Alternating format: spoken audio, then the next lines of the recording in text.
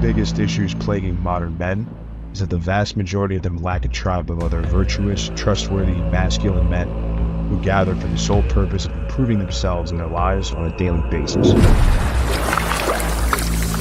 Most men simply float through space, working a dead-end job, only to go home to a nagging wife or girlfriend that doesn't respect them. Their friend circles are nothing but fat, low testosterone losers who are more concerned with what sports teams are playing this weekend and what bar they're going to watch the game at.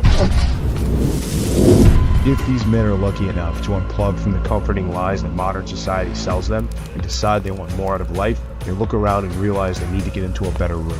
That's where a private community of men chasing excellence comes in.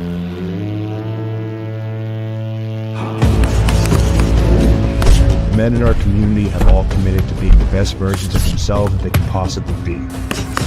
They willingly run toward challenges, knowing that pushing themselves out of their comfort zones is the key to unlocking their true potential as men. If you're ready to take control of your life back and curate a network of successful and knowledgeable men, now is the time to seize the opportunity.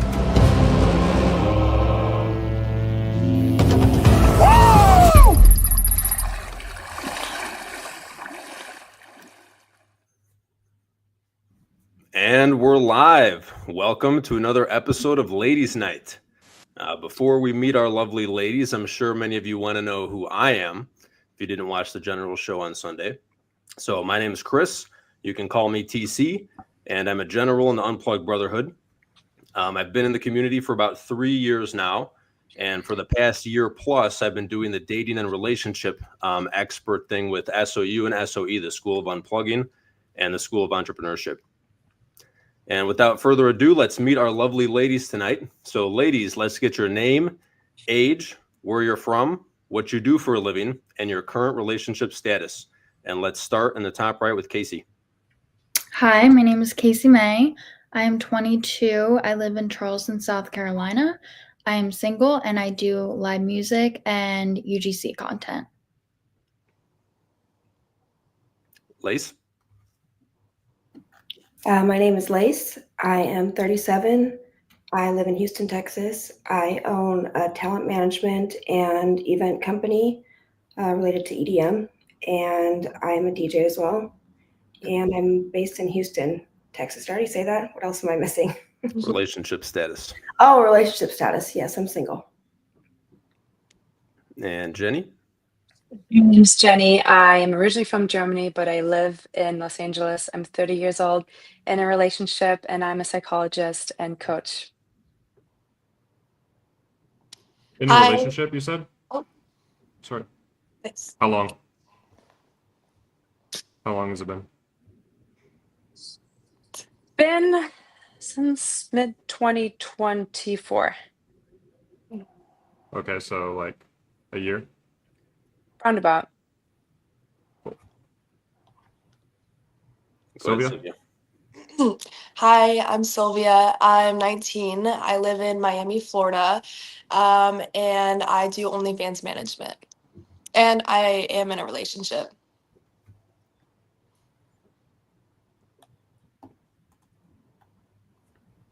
And how long have you been in the relationship, Sylvia? 4 years.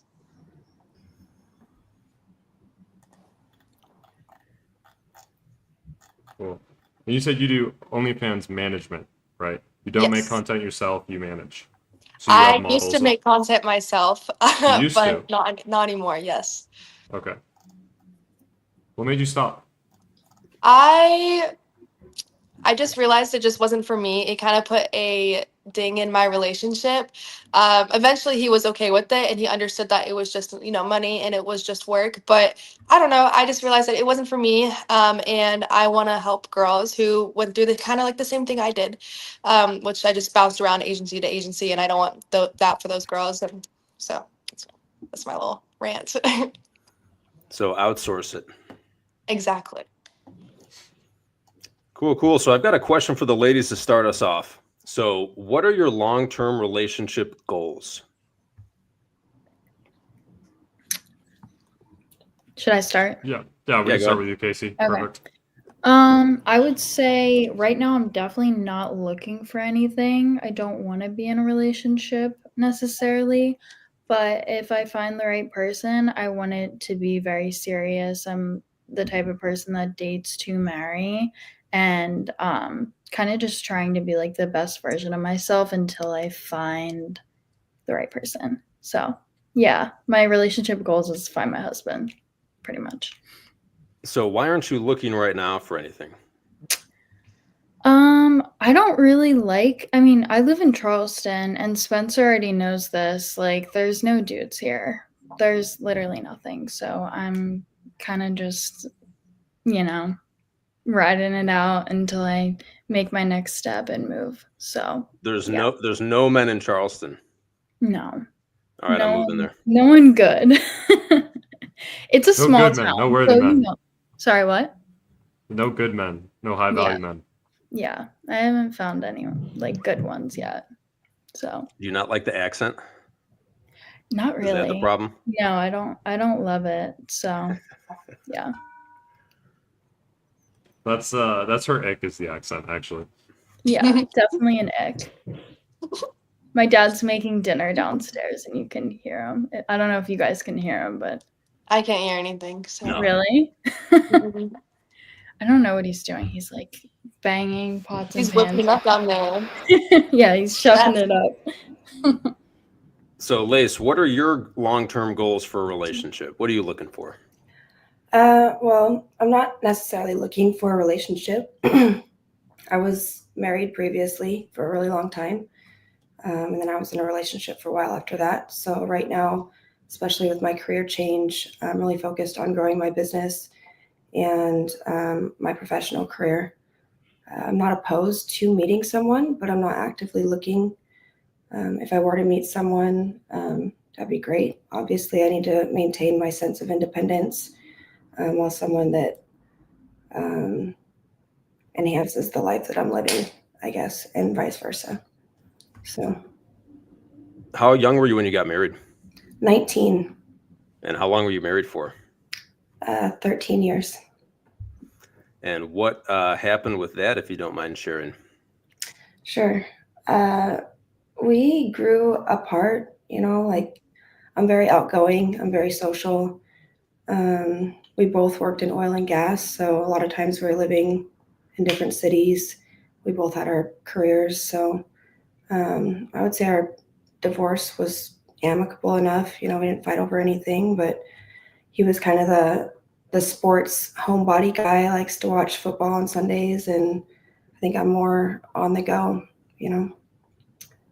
So he wasn't doing jack shit, and you wanted to do more.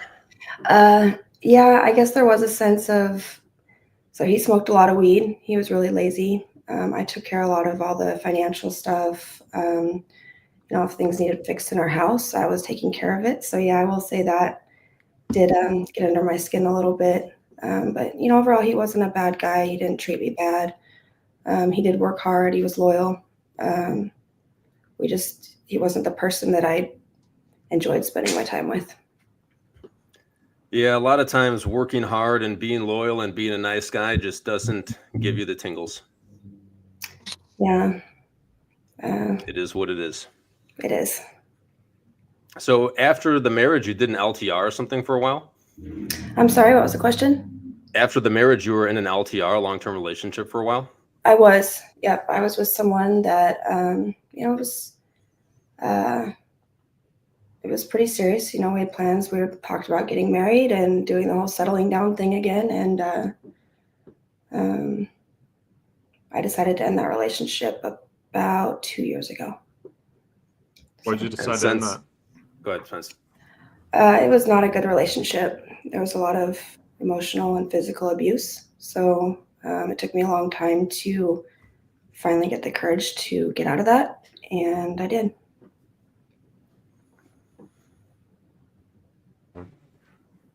All right, Jenny. So what are your long-term goals with your relationship that you've been in for a year? Overall, and I think that accounts for every relationship that I've been in so far, is really learning with a partner to just become a team. And what that means is like learning how to really weather bad times, good times, the phase where the honeymoon's over, the phase where you potentially have a family, the times where you have, where it's harder. And I think the more you learn how to really understand each other on a deeper level, so really learning how to become a team, understanding each other on a deeper level, and having just aligned goals and values where you really support each other as a team partner would be my goal, always in a long-term relationship. And how's the current guy looking for those goals? Good, really good. I do like the idea of like taking my time and understanding what someone's patterns are, how they react, how they respond, how they are when you live together, spend more time together. And I feel like that's just something you can see over time. Like everyone can embody a certain type of person for a couple months and give you their best self and pretend like they're auditioning. But yeah, so far so good. How long do you think you have to date someone for the mask to come down and you see who they really are? Oh, that's such a good question. Honestly, I think it's more about the frequency. Because if you're seeing someone once a week, it will take way more time to drop versus if you see someone 3 to 4 times a week or you go on a 2-week vacation 2 months in. So it really depends how much you see someone, but I think the mask sometimes starts to slip when they get really comfortable, when they feel like they have you. The moment they think you are emotionally attached to them is when someone feels comfortable letting their mask slip. So what do you Okay. think is a good amount of times for a long-term relationship, a good amount of times a week to see each other? Oh, honestly, I think 2 to 3 times a week. So I think it really depends on the person. It depends on how busy someone is. Is someone building a business? Are they traveling for work? What is their schedule? But I think a healthy amount is 2 to 3 times a week. That's just my personal opinion, though. I think that's a lot, personally. You think so? Yeah, I think once a week's pretty good. To keep things alive, right? Otherwise, you So you're start getting saying you're comfortable. just getting to know each other. I want No, you to be like comfortable. if I you're want you to in a get long-term comfortable so I can relationship, see it faster. I think once a week is good, and you guys take some trips, some weekend stuff, and special occasions, holidays, and that stuff. Interesting. Are you living Just with trying this to- guy after a year? No, but spend a lot of time with each other, yeah. What are your time I frame would say half plans of the to week. start living together? I think it depends on more where we'll end up living and what we decide as to where's a good place to move, to settle down, what works best. So I don't know, but I think moving in within after a year is not a big deal, I think. What do you think? Sounds like that's too early for you. That's my assumption. Well, the advice that I've give guys is don't cohabitate ever. Oh my So God, tell always, me why. he can spend time at your place, you can spend time at his place, but keep separate places. So Interesting. is Why do you that think is that? something that you disagree with totally? I disagree with it if your plan is to build a future. Again, it depends on your values. I'm sure there's a woman out there that loves that idea and loves her independence in the same way that you appreciate your independence. But I think there's a way in which you can live together that you're not codependent with each other, but you still have your partner as your haven. And if you want to have a family, for example, or if you want to go deeper on those goals, I think it makes more sense to live together, even just logistically speaking. Yeah, I think just as soon as you guys move in together, that kind of spark starts fading. You get comfortable with each other. Someone's in the bathroom doing number two with the door open. Your dirty clothes are piling up, and all these things that you kind of protect each other from seeing that side of you, that really comfortable side, that almost lazy side sometimes. I think all of that starts building resentment slowly and usually starts spiraling downwards. Well, here's the thing. I don't think living together gives you an excuse to be a worse version of yourself. That's just lazy. And then you're not able to be in a relationship.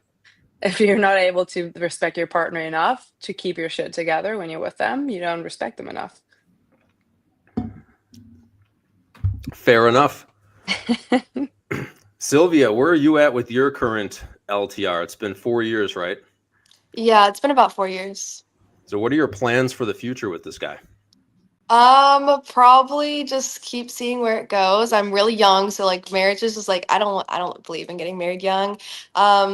So I guess just we out and build something together. And I guess see where it goes. I don't know. I really don't really have anything to say about that, to be honest. So you're just seeing where the wind takes you for now. Exactly. Like I obviously see like long term like marriage and goals like that, but I'm so young that it doesn't make sense for it right now. So I noticed none of the ladies said that their goal is to get married and then have children. Anyone want to jump in on that? I don't know. I feel like I said that. Yeah. Yeah. But at the same time, it's like, you never know. Like, I feel like the divorce rate right now is so high that you can't really, it's never like a definite with marriage. Even if you're like super close or have a really healthy relationship, you never know if it's Exactly. going in that direction. I agree So. with that. So, Yeah. but you should still have a goal like in mind, right? Like what you want your life to look like in 10 years and 20 years and 30 years. Is children something that's in that for all of the ladies on the panel or just some of them? So I have 3 children already from my first marriage. So I don't have plans to have any more.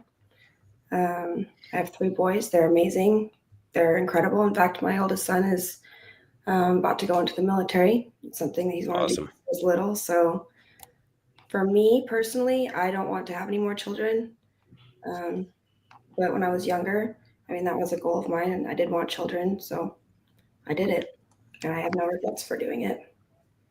So How you've was got the- that done. You're like, no more, and let me do the stuff that I'm interested in now.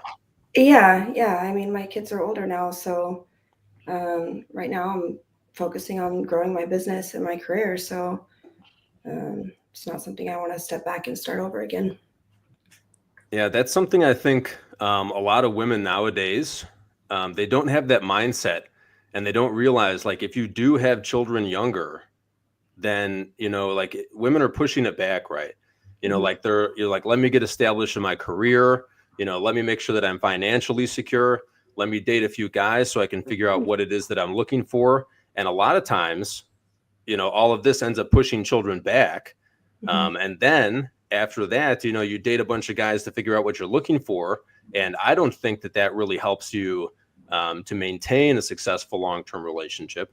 I think you're essentially rolling the dice with what it looks like 10 years in, regardless of what it looks like in the first 2 years. So I think that's something that, personally, I recommend when I talk to women is that, don't be afraid to have children younger. Then when you're 40, your kids are getting older, they're more or less grown. And if things didn't work out with the guy that you had the kids with, you can kind of do your own thing now. Mm-hmm. What do you ladies think about that, having kids younger? Well, not to hijack the conversation, but me having kids younger, I had my first son when I was 20 and I was married young. But because of that, it really made me focus on my career. At that time, I was working in oil and gas. I finished my education because, I had, another human being to provide for. So it kind of kept me out of doing all the things that we get distracted with and really focusing on taking care of these children. So I think that made me more successful in life later on because I was able to focus and really learn a lot in my 20s and kind of avoid some of the distractions that might lead you astray in your life path. Yeah, I think that helps relationships as well. Like a lot of us, a lot of women in modern dating, they're like with a guy for 2 years, with the next guy for 2 years, with the next guy for 2 years, and they're kind of looking for something better. They're looking almost like for Mr. Perfect a lot of the times, right? And if you meet a guy that's good enough and you have kids with him, now you're going to try to kind of work to make this thing work instead of being like, I don't like this about him. I can just find another guy and push this back further. So curious what you think about that, Jenny, with your dating podcast that you do. Okay, well, here's my take. I don't think there's a one size fits all. as Lace just said, it's interesting. You can't really say sometimes something works for one person and it doesn't work for the other. For Mhm. me personally, it would have not worked. I was so immature at 20. I wasn't first of all, I would have not been capable to be married, and I would have not been capable to provide for children.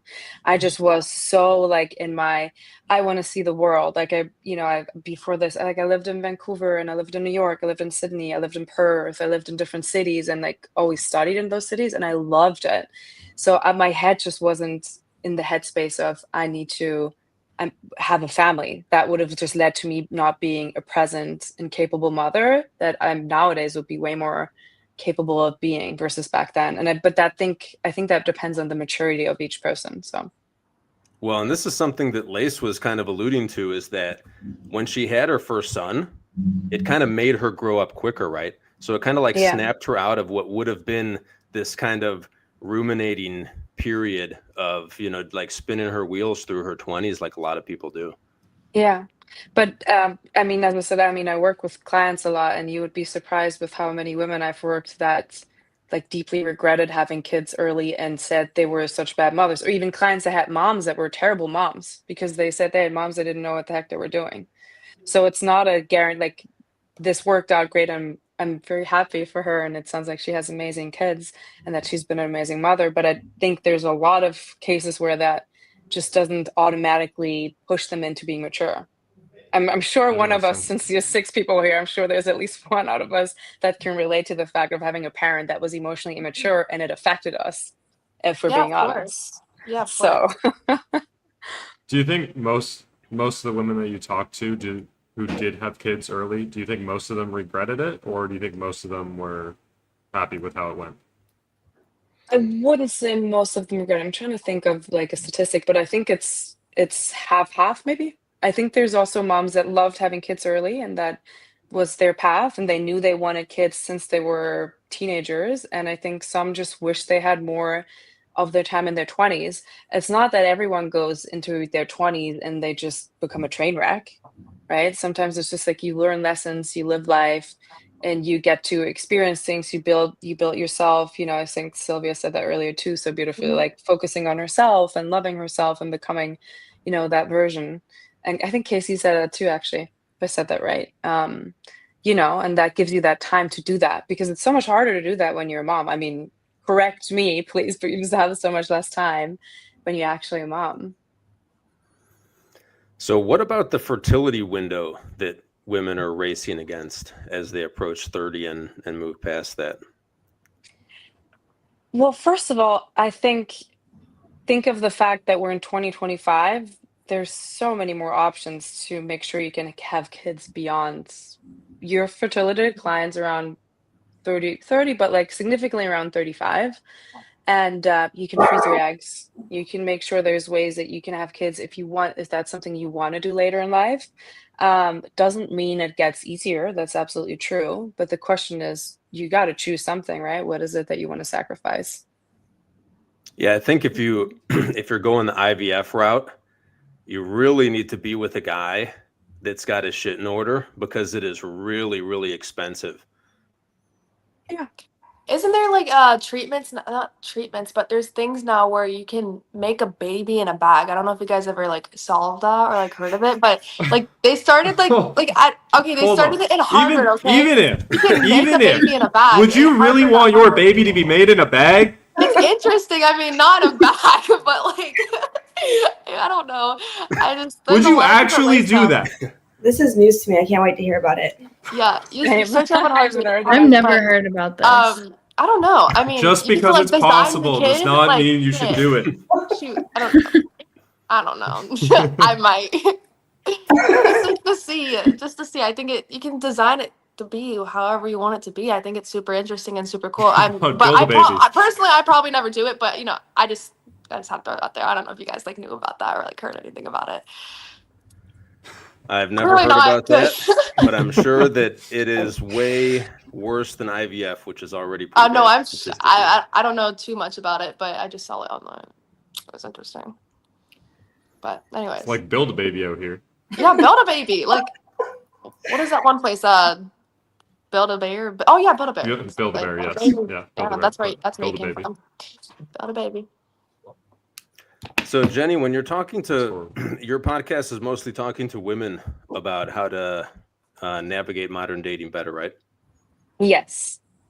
Do you instill any fear almost in them or any urgency in them about kind of getting it figured out quickly when they're approaching that like 30, 35 mark?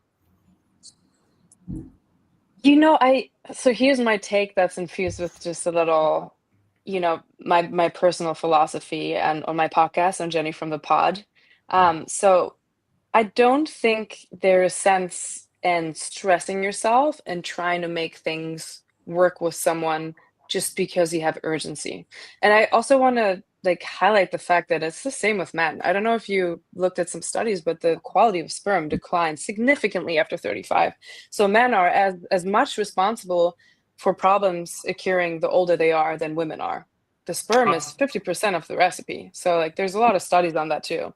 So that I it does actually make a just difference. looked into this. I actually just Oh looked yeah. into this.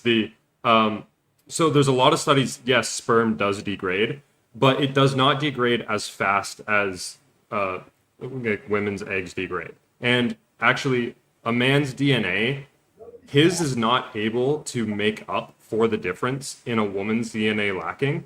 So if hers is damaged from being older, if he's younger, his DNA won't heal it.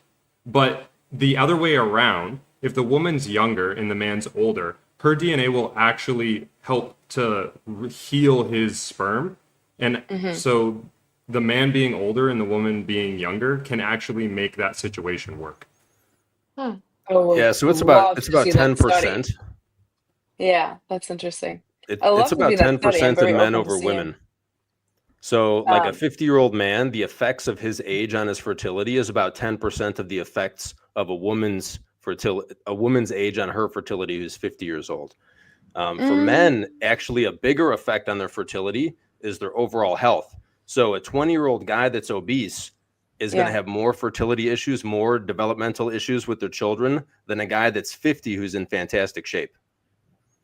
interesting. I'm So definitely that's going to do really some. interesting. Yeah, I'm going to So do some that's research actually on one of that. the metrics that really impacts when you're looking at the data for older men's fertility. Most older men are out of shape. Most older men have some type of metabolic disease.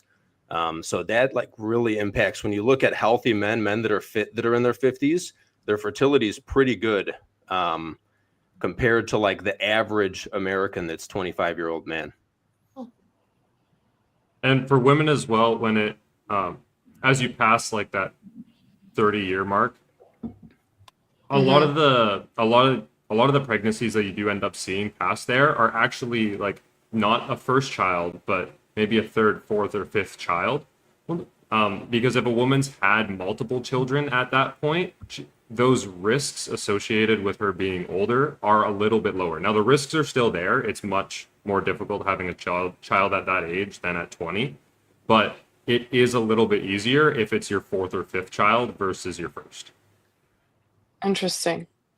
Yeah, I looked it up too. It says couples with men aged 45 and older take 5 times longer to conceive, even when the female partner is under 25. Quoted from Harvard Medical School. And then it also says DNA fragmentation in sperm increases significantly after age 40, having high risk of miscarriage, infertility, autism, and schizophrenia. And sperm motility would be reduced by 40 to 50%, according to a study published in Human Reproduction. So it does seem like there's quite the effects too on, men's sperm and ability. What was the when it comes age to of the men in that reproduction. study? Per year after the age of 40, the last one I cited, and the other one after the age of 45. Yeah, so we'd have to compare it to women's fertility in those age ranges too, right? Yeah, absolutely. So if men are 50% less fertile when they're 50, they could still be very fertile, right? Versus if women are 11% as fertile at 45 as they were at 23, that's a huge difference compared to 50%, right? Yeah, be interesting to get into it. But to get back to your question, I do think like seeing and understanding like what's your priority with partner, what's your priority when it comes to family, like taking the right precautions are more important than picking a wrong partner and just doing it for the sake of it.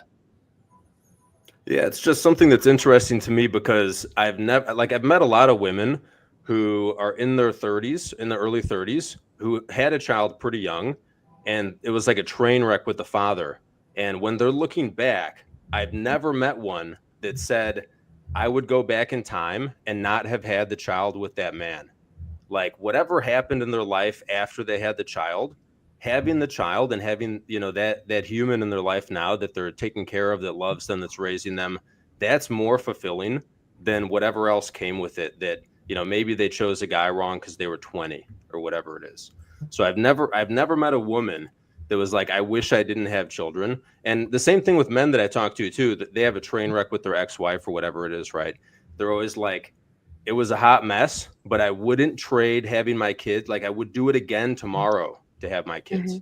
So I think it's something that, women nowadays that are being told like, put it off, wait till you're 30, 35, go chase your career, date a lot of men, figure out what you want.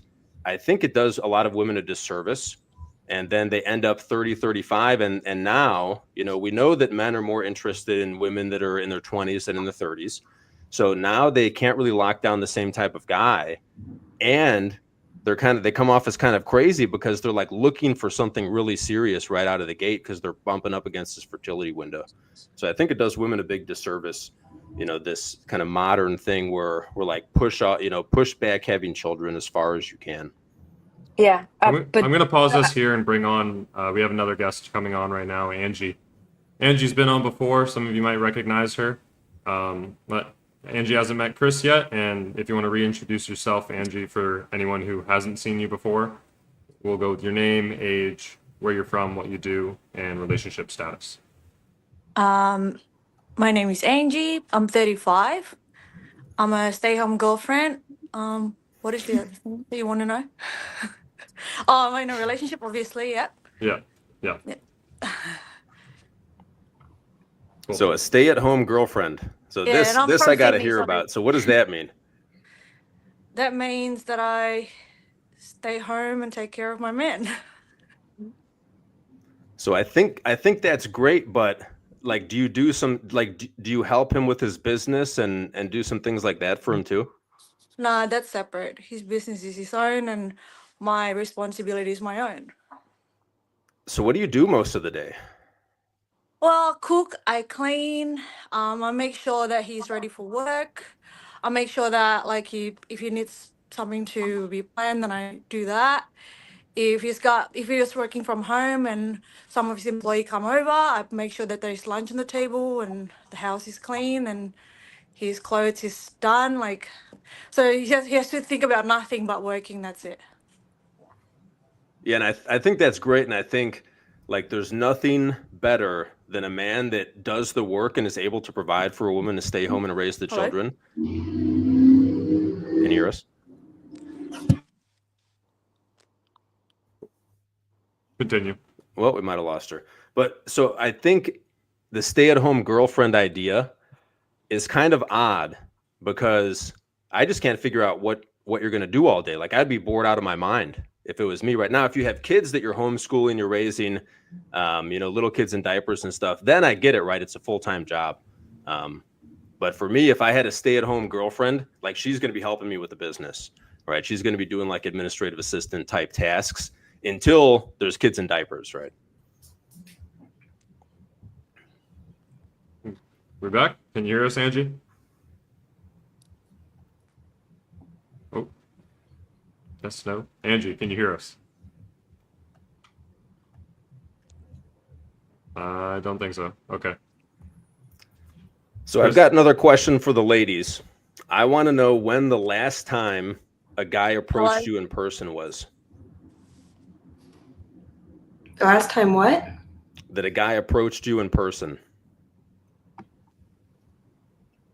To date or just to talk? Yeah, just the last time. This is something we hear a lot from women, like guys aren't approaching anymore. So I'm wondering when the last time They a guy definitely approached you aren't. was. I don't remember like anything. Yeah. And obviously I have a Like man, but 3 like, hours ago at Wells Fargo. well, 3 hours ago. At What the do you bank. say? I was depositing money, and he was just like, "Hey, you look cute. Like, do you live here?" He asked me all these questions, asked me if I'm single. Were you depositing a lot? Like, you I just saw an mean, opportunity and took it. He's here for the stacks. That's No. what he's here for. Oh my No, god, you're no. beautiful. What'd you You're tell beautiful. him? I'm just making a joke. You're stunning. He wasn't even looking at you. He's looking at the money, saying, "Oh, He's you looking look at beautiful." the- Yes. You're He's stunning. looking at the $300 and is like, "Yeah." He was that's like, what "Yeah, I that's my mommy right there." That's so funny. 3 at the bank. That's like need. Yeah, the I bank. know. Hey, you got to get the reps in, guys. He was a Anywhere someone at the said he bank, was a wherever it is. robber. He's a robber. I love that. So what'd you tell him to make him stop talking to you? I just told him that I'm in a relationship and that, he asked me if I'm, and he stopped. So like, okay, have a good day. So that stopped him? Yeah, that stopped him. I know what you're alluding to, because there's definitely men that were like, what? Like, can we just exchange social media? We can just be friends. And yeah, that never, I think that's, I don't know, always has a bad look on a man. Because they're also lying, right? They just want to be in the back of your mind in case you become single again. Well, and a lot of guys think I'm in a relationship is just I'm not interested, right? Yeah, but that doesn't matter. Clearly, a person doesn't matter if you're in a relationship. If you're freaking going to Timbuktu tomorrow, you're not interested in that person, right? You don't need another reason to give them. Like, you got to have some self-respect. So Casey May, when's the last time a guy approached you out in public? I don't think ever. I'm gonna be honest. I don't think I've Ever? been approached within the past 4 years. I feel like So the it past takes a 4 lot of years guts since you've to been come up 18, to not someone. one time. What?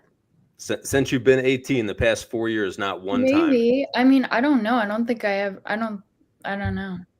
This is I why also she's saying don't there's really, no men where she lives. There's There truly actually no are men. not. It's 70% women. So yeah, There's no way. I'm not kidding. 73% women in Charleston. South- You're in Charleston, South Carolina. yeah, Someone look it up. There's no way that it's 73% it women. is. I'm not moving there lying. tomorrow then. His flight is already booked.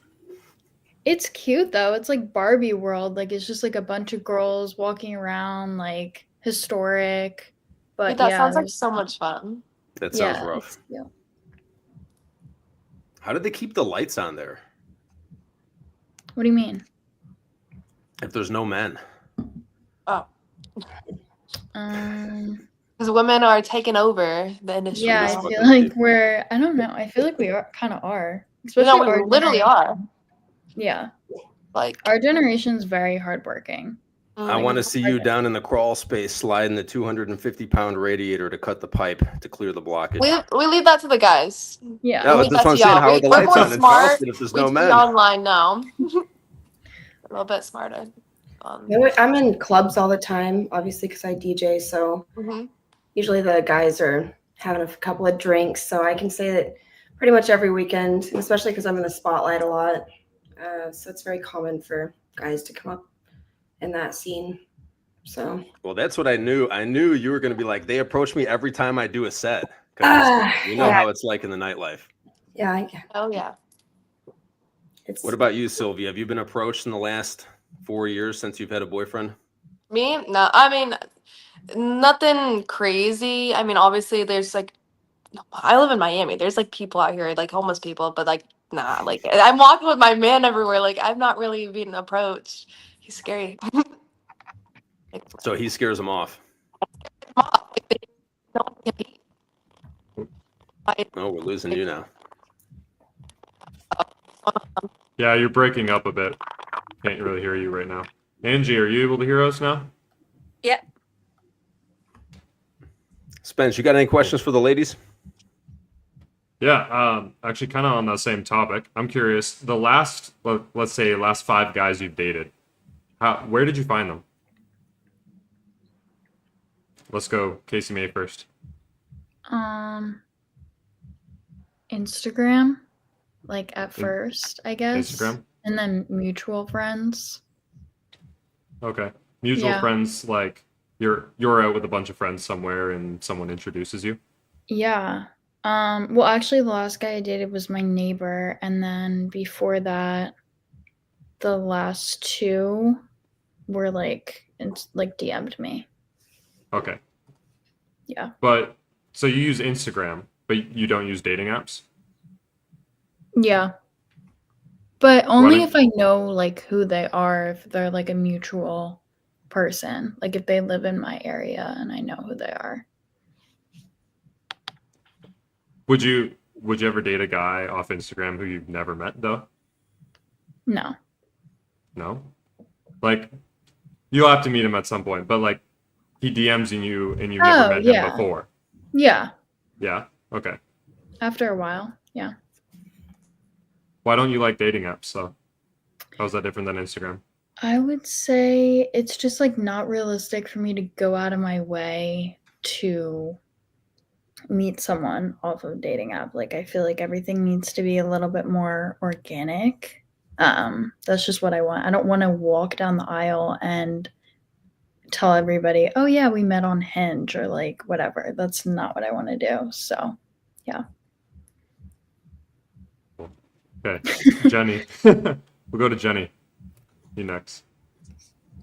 I'm trying to think where I've met. I would say overall in my experience, half. Like I've met great people on dating apps, but I'm in Los Angeles and I'm pretty social. I've met quite a few people through I'm trying to think what social events, but maybe like friends parties, if that makes sense. Like get-togethers of friends that invited friends. So something in that Like a direction. social circle scenario like Yeah. that. Yeah. I've met quite a few people through social circles. Yeah, exactly. Ever I'd on say dating so. apps? I've been on dating apps, yeah. I Did you ever listen, date anyone off of a dating app? I did, yeah. I did. Don't have I think the longest was maybe 3.5 years of someone I met, and it was a great relationship, off dating apps. I don't have a problem with dating apps. I don't mind them at all, honestly. I think it's all about, like, how you utilize them, what expectations you put into it, and how you navigate it.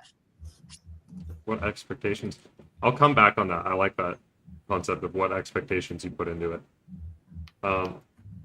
Lace. Yeah, I'm actually talking to someone right now that I met on Hinge. He lives in Florida. Super great guy. I met up with him when I was in Miami a couple weeks ago, and he's doing a bit of a career change. He's moving, and obviously I'm on the go a lot. I travel, so if anything else, right now we're just talking and seeing where things go. Do you find most guys you date on Hinge? Well, I don't really date. I mean, the last boyfriend I had was 2 years ago. I've been extremely focused on what I'm doing, and I've been on the go a lot. It's hard to date conventionally when I'm not really planted in one spot for a long time. But no, I would say the last person I was talking to, I just met through friends. We didn't officially date, but that also wasn't something that I was willing to commit to at the time. I believe you're focused on what you're doing in music. I think I hear music coming through the background. Yes, right my now. friend is here. She's actually DJing. I'm sorry. Let me turn that. I'll mute myself when I'm not talking. And I thought that was a dryer running. No, you said when it comes to living with DJs, it's yeah, there's always music. Sorry, let me ask them to turn it down. Good. Angie, how did you Yeah. meet the guy you're with right now, or guys you dated before him? Well, I haven't dated 5 guys, so the last one, actually from Tinder, and it was 8 years ago, so it's a long time ago. From Tinder? Okay. Yeah.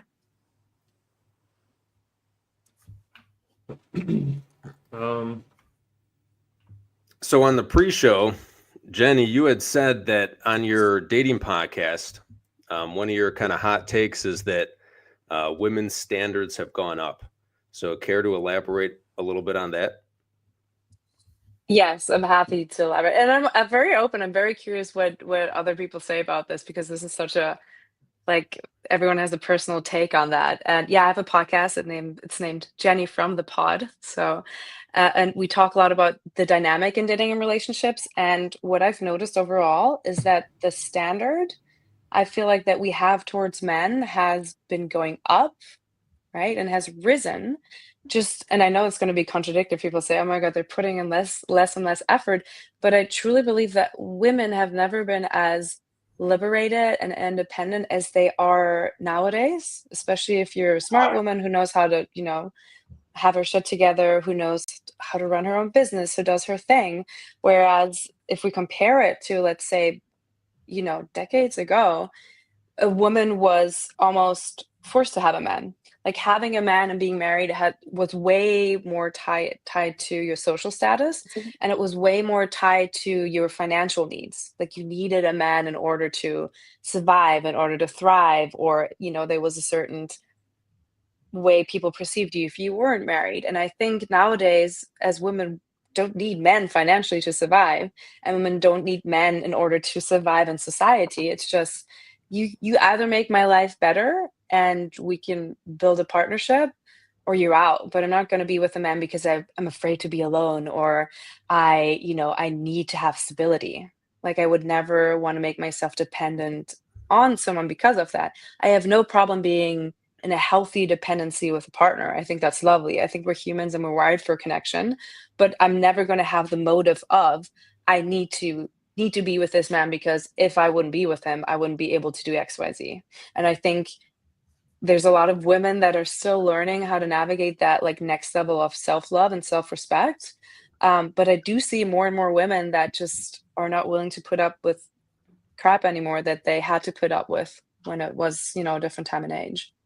So I would like to chime in here just a little bit. Yeah.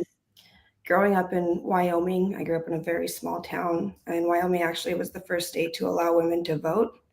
So growing up, I never felt that women were oppressed there. It wasn't really a subject that really came up. Women worked, men worked. I mean, you find very few stay-at-home moms, and it's not necessarily from a financial standpoint, but women are encouraged to be independent and have educations and do things. And you don't find as much of the gender fighting up in Wyoming that you do in some of these larger cities. So when I moved to a larger city, I was kind of blown away by just the mentality of kept women and women not having their own thing going. It wasn't that we needed to prove our independence. It was just something that was good for anyone. Whether I had a lot of friends that up in Wyoming, there's a lot of money. A lot of my friends have money. They didn't have to work necessarily, but a lot of them continue to get education. Some of them are teachers.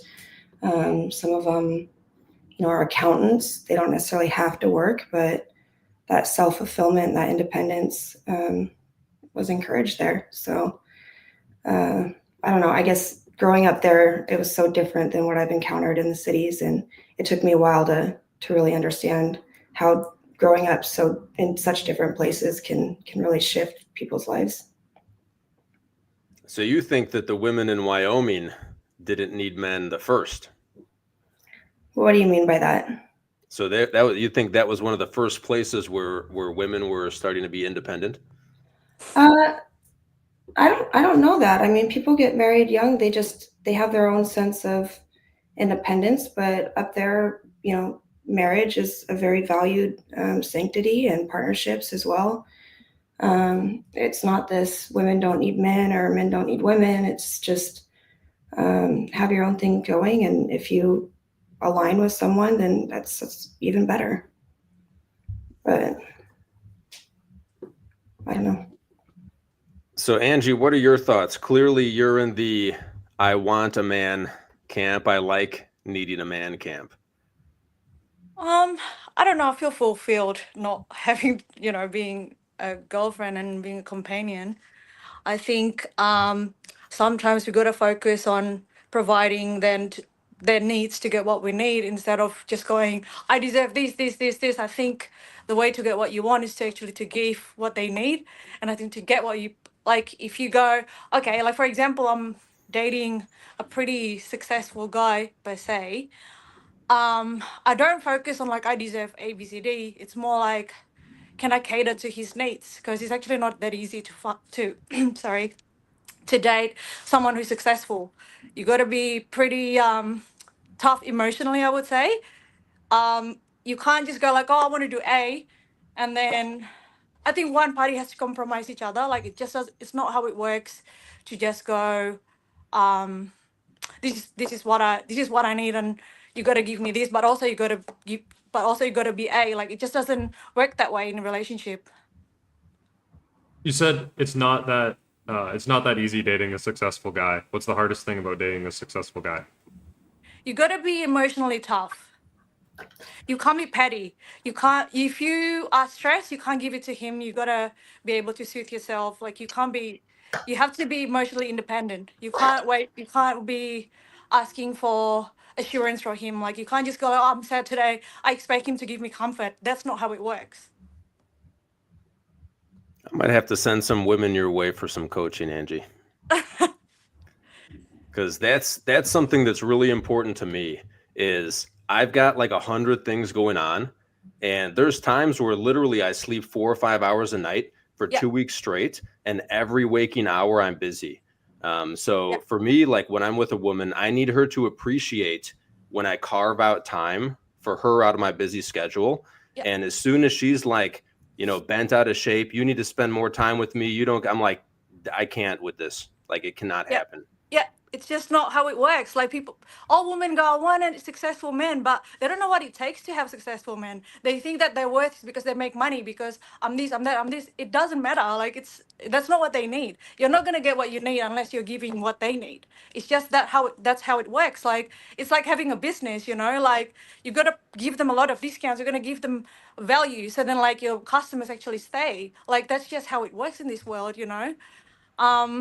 And just women doesn't understand that, in my opinion. Like they think, oh yeah, I'm independent, I don't need you.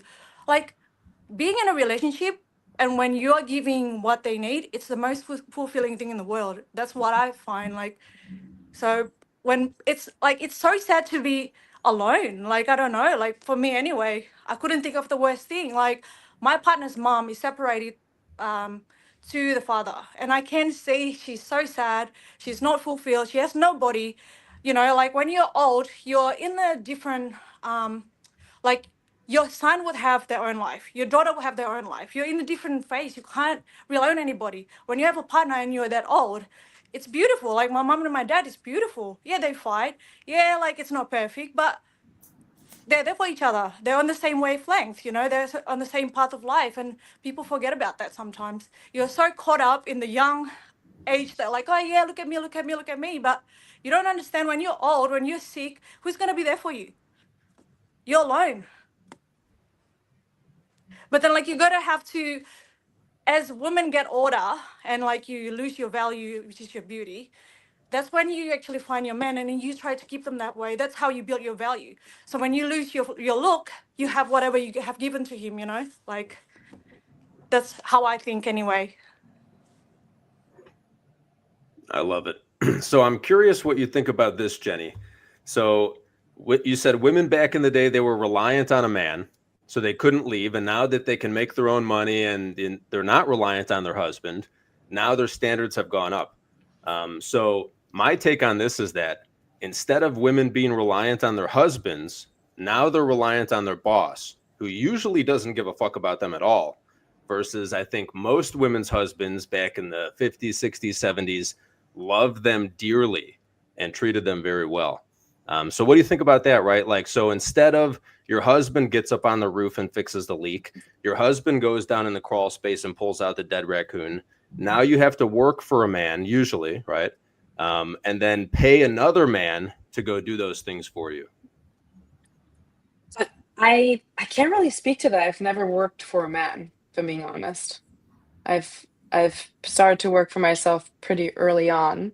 And I think, to clear up a misunderstanding here, this pertains to women that are in relationships where men use control and power over them, or they're even being abusive, right? So I'm not talking about the classic dynamic of you have overall a good marriage that is healthy and you're deciding to dip out because something's not working. I'm talking about people that are that felt truly stuck in a relationship because they had no choice to get out of it, if that makes sense. Yeah, my recommendation for and my grandmother's sister actually ran a battered women's shelter in Ohio that was huge. They had like 40 locations. And she kind of taught me this growing up. And this has been always like my take on it is the women that are in these abusive relationships, the ones that need help are the ones that came from broken homes, because usually a woman would go back to her father when that was happening, right? And her father would protect her and she'd go back and live with him.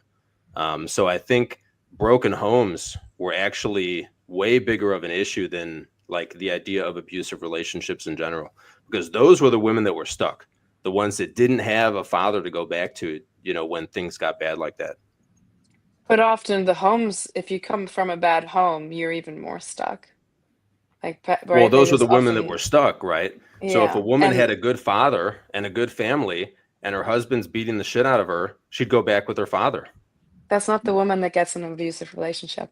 The woman who gets an abusive relationship comes from a home where she never learned how to give and receive love in most cases, right? She doesn't know how to honor herself. She doesn't know how to set boundaries. She doesn't know how to like nurture healthy love. That's why she's in an unhealthy relationship.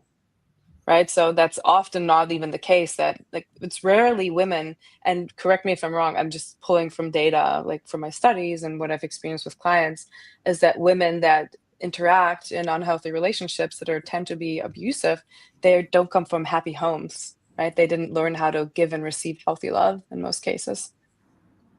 I would agree with that. I think that's one of the most dangerous parts in modern times of our incentivization of, you know, women, you know, no fault divorce, women leaving because they're unhappy instead of staying together when they're unhappy to raise the Yeah. children, our incentivization by the government of single motherhood.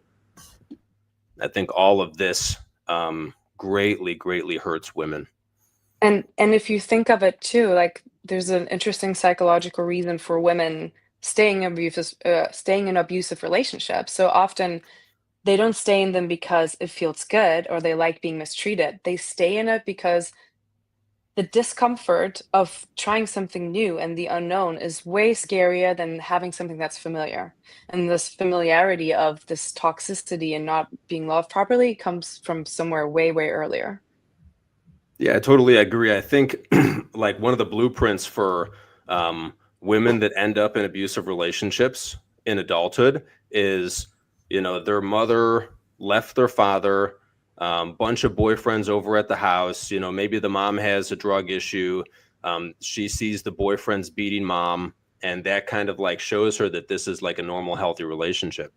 And I think one of the big solutions to that is to give custody of children to fathers more.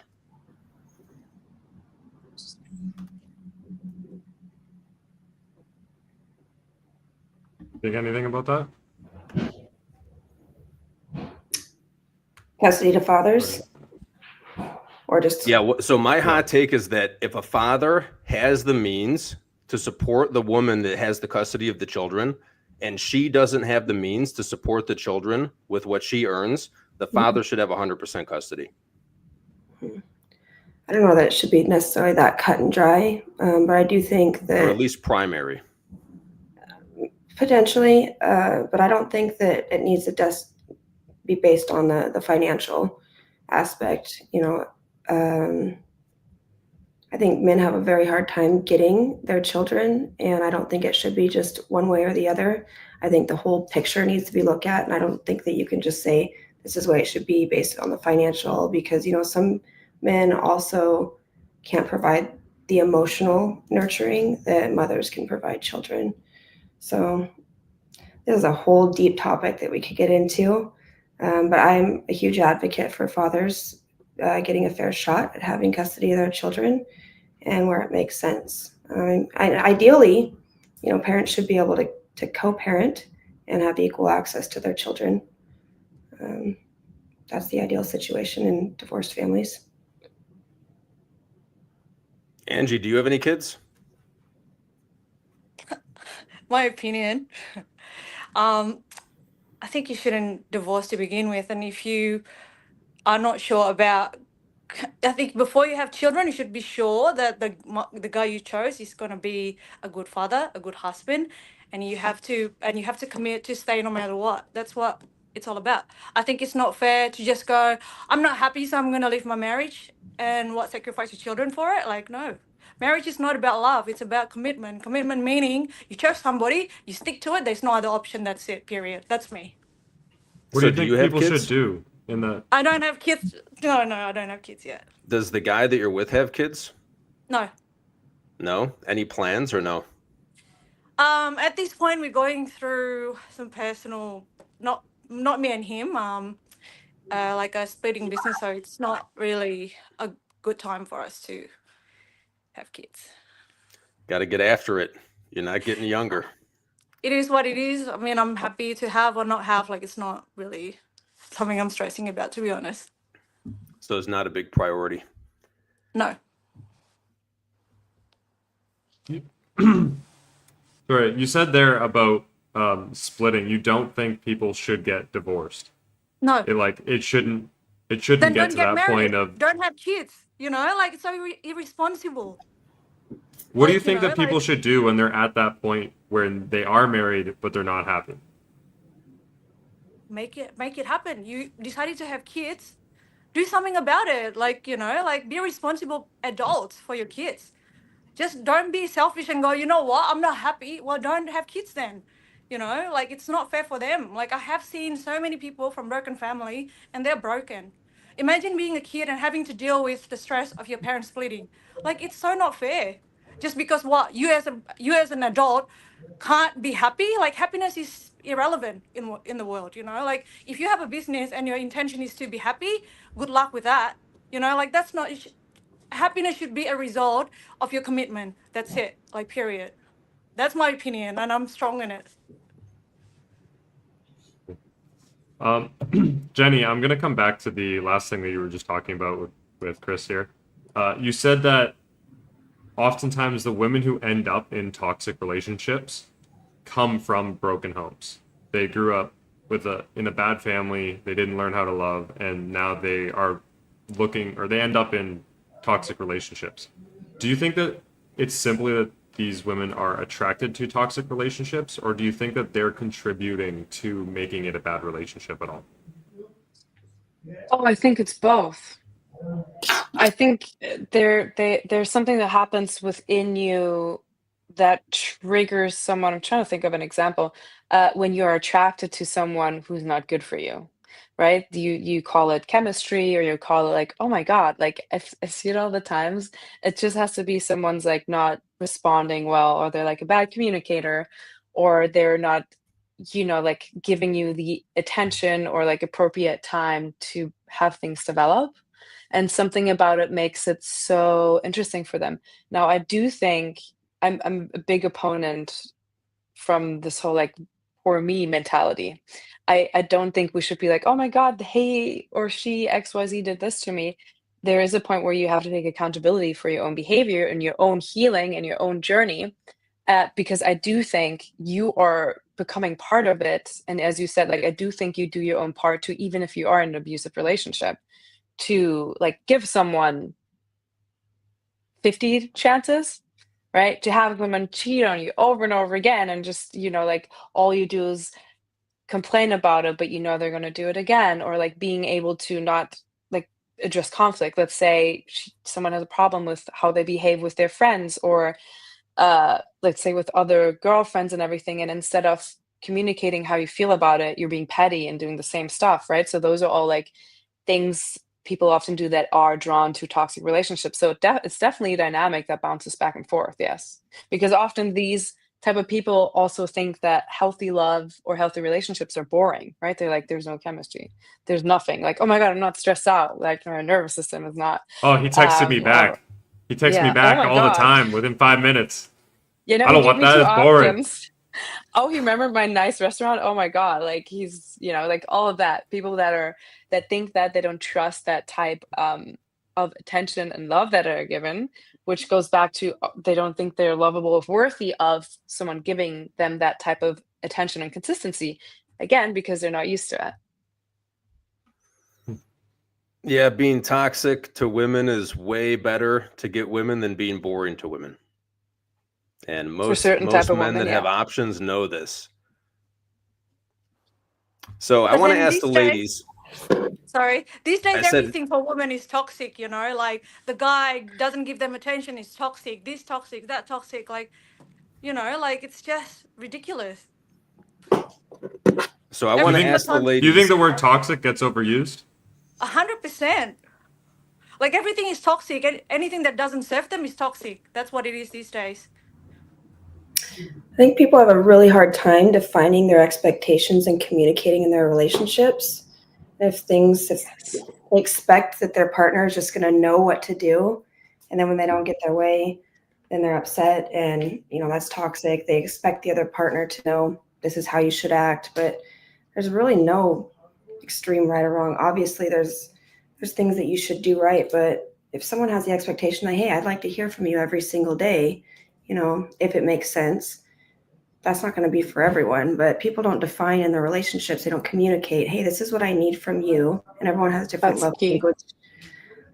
They have different things that make them feel valued and what's important to them. But I think people get so muddled trying to just live up to what social media or what we're seeing online, what this definition of love and relationship should be. They forget to define what's actually truly important for themselves and communicate with their partner, hey, this is what I need from you, and vice versa. You need to know what your partner needs from you so you can also love them in the way that they need to be loved. What do you think about that word, partner? But don't you think it's easier to understand than to be understood? Like try to understand your partner will actually is easier than for you to expect to be understood by your partner. Like, and then once you understand them, you deliver what you need, they're going to ask you what you need and they're going to give it to you. Like, it's just how it works. Like if you just go, I'm just gonna go like, oh, you got to understand me, you got to understand me, ask. You're not gonna get what you want. You're just gonna come across as you're neggy and annoying. Like why can't everyone just go, okay, let me understand you, so you can understand me? Like why does it have to be me first? Let me get what I want first. Like why? Why does it have to be that way? The guy is already hustling and dealing with 100 employees and have to deal with you. Like, come on, man. It's too much. Are you talking to me? No, just Oh, women in general. I was Sorry. like, I'm not like that. So No, I'm no, like, no, I don't know who you're no, no. talking to. Just women in general, like always go like, oh, I want to be understood. Oh, they don't understand me. Oh, we got to communicate. But sometimes communication is not the way. Understanding them is the way. Like knowing when to talk to them, knowing that, oh, Monday to Friday, they're busy, or like, you know what, they're going through a really tough time and they're snapping every day, not at you, just to the world because it's so hard. And all you need to do is just go like, you know what, it's not the time. Or like, when it's the time, it's the time. Like, then that's when you ask for what you want. And sometimes they don't deliver, but who cares? It's not a big deal. They're hustling and they think the way they show you love is by providing for you and giving you what you need. And to them, that's how they show love. And like you go, no, I want to communicate, then find somebody else. Easy, like when you date someone who's got a busy job, they don't have time to communicate with you. They just don't. I And think they that's don't an want to hear excuse. you, and they don't want to and they don't want to be hearing you go like, blah blah blah. Just go like, if you want to hug, just go, hey, can you give me a hug? Like simple, straightforward, and they will give it to you. But if you go, oh, you're not giving me attention, they're gonna hate you for it. Like you're nagging. Like you just gotta learn how to be direct. That's what I meant. Like if you try to understand somebody, you're gonna get what you want, because you understand how to deliver your message properly. But if you just expect them to, oh, talk to me, like they don't want to do that. Men don't want to do that. Jenny, you said that's not an excuse. Oh, I mean, just like, I think even the most successful people have 10 seconds to text someone. Like, just going from my own, like experience as someone who's with a partner who works with over 2,000 employers and, there's a lot of responsibility. He gives me the respect that I need if it means checking in 10 seconds with me. I don't Are you think still I've with him? never met a man, huh? Are you still with him now? Yeah, we're together. And as someone who's in a very high position, right, and has a lot to deal with, but is still capable of doing. I agree with some things that you're saying, and I think there's a time and place to communicate. and have certain expectations on your partner, absolutely. But there's a difference between, not having 10 seconds to text your partner. Like everyone has 10 seconds to text their partner back. But How old Doesn't is matter. he, Jenny? 39. So 9 years older than you. Yeah, I think that's a good. I think 5 to 10 years is like the minimum an age gap should be. I think a lot of women get into this. They're 20, and then they marry a guy who's 20, and then they're going to suffer with their children until they're 30 because he doesn't have his shit in order.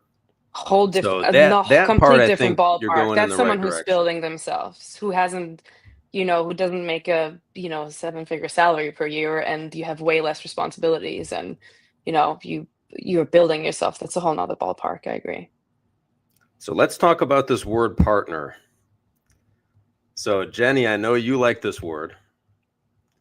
So are you looking for a partner? Do you want things to be 50-50? What do you mean 50-50 when it comes to emotional labor? Because I hope you're not talking about financial. Well, what is emotional labor? Like in terms of like, is everyone putting the same effort into the relationship? Well, do you think men and women put effort into the relationship in the same way or in different ways? I think they express it in different ways.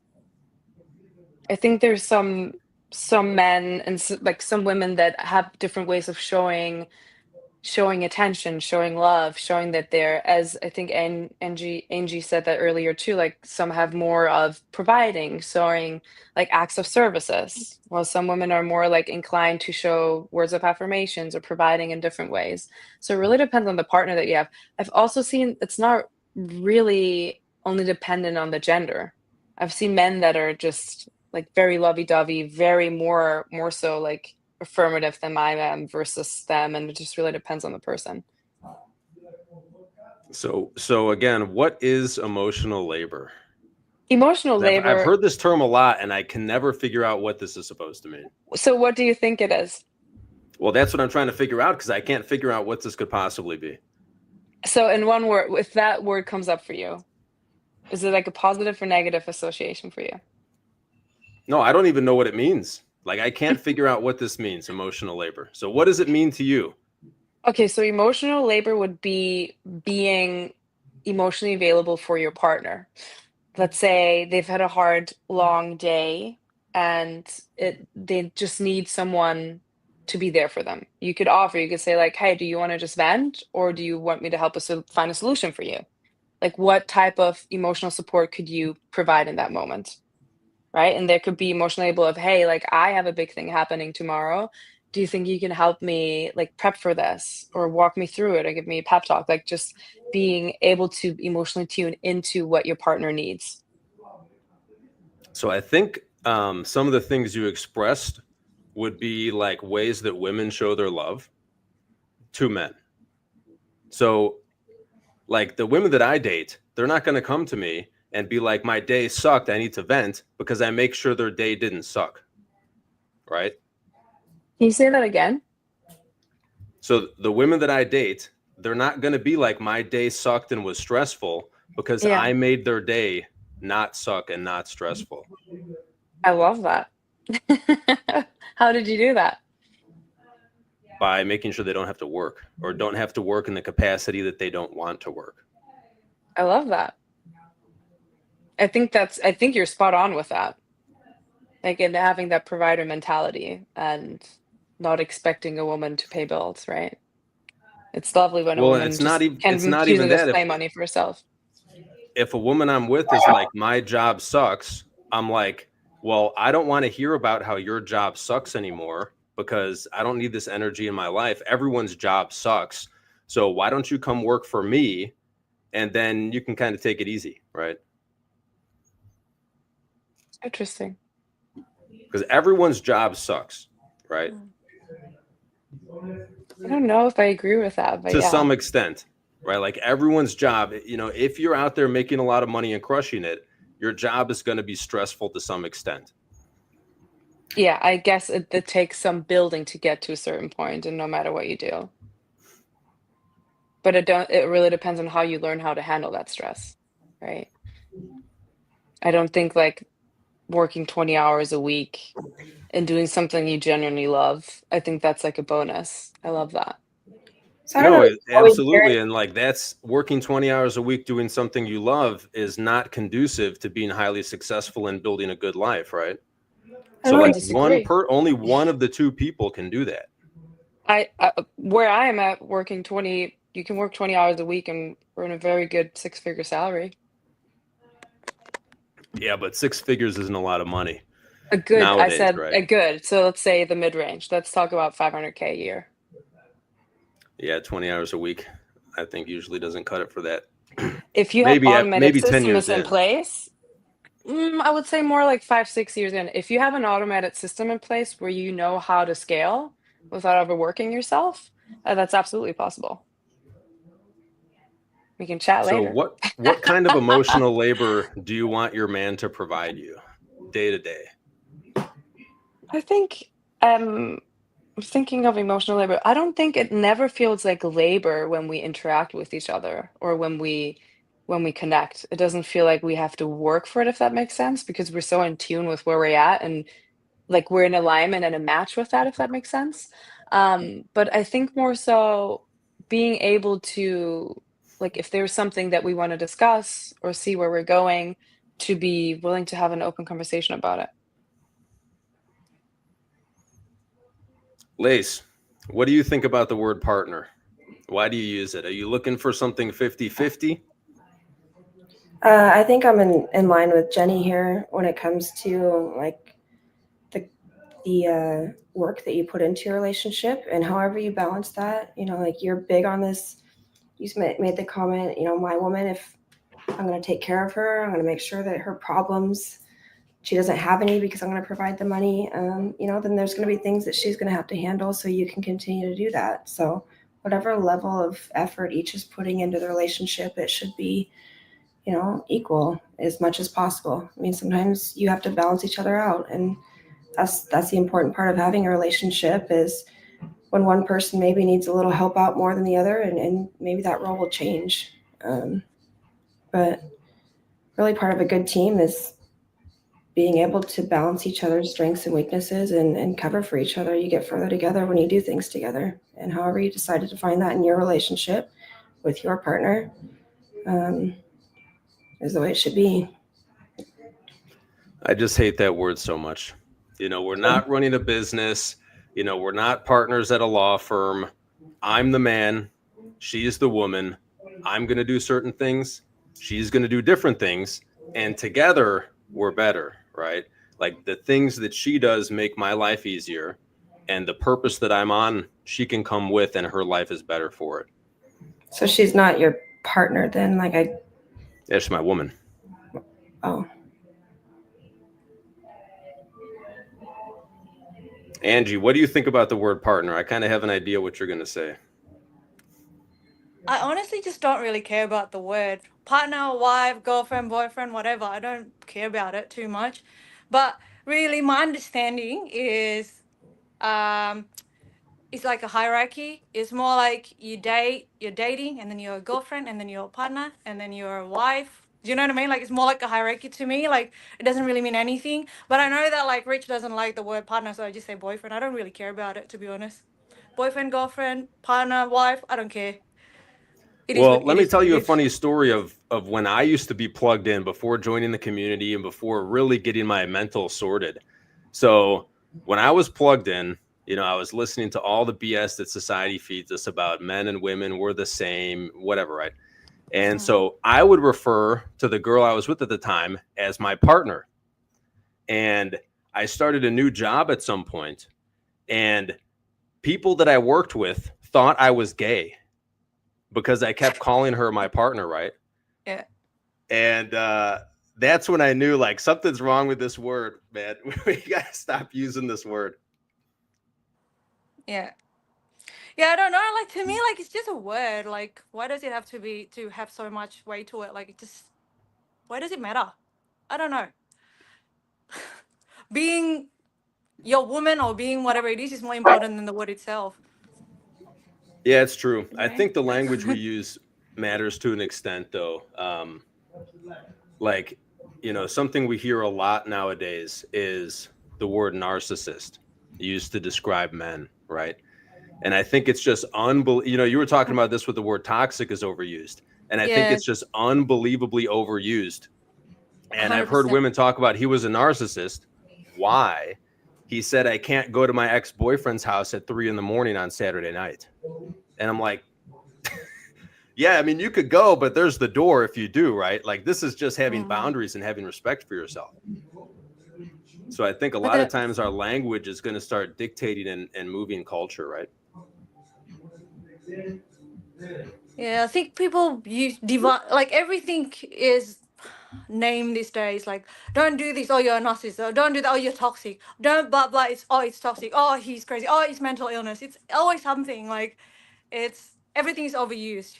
Like everything is an excuse. That's what it is these days.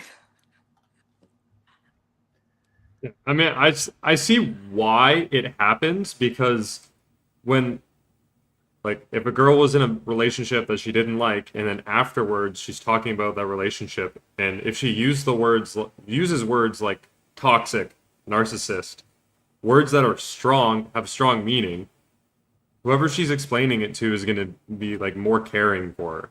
Like, oh, that, like, I'm so sorry, that was like so hard on you. And if all it was setting boundaries, she's not going to get the same experience if she lays out exactly what happened, or just says, oh, he set boundaries and I didn't like it, so I left. Like, that's way different than saying, oh, he was a narcissist, so I left. You're going to get a lot more attention from people. You're going to feel better if you use those words. So I think that's why these words get used so often now.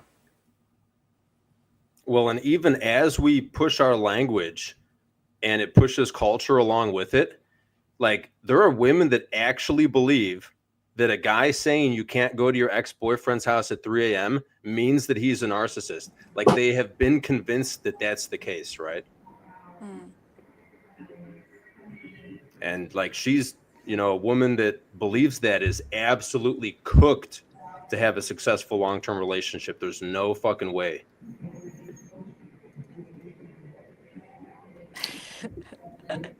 So I want to ask the ladies, what do you think is the biggest red flag in women to men?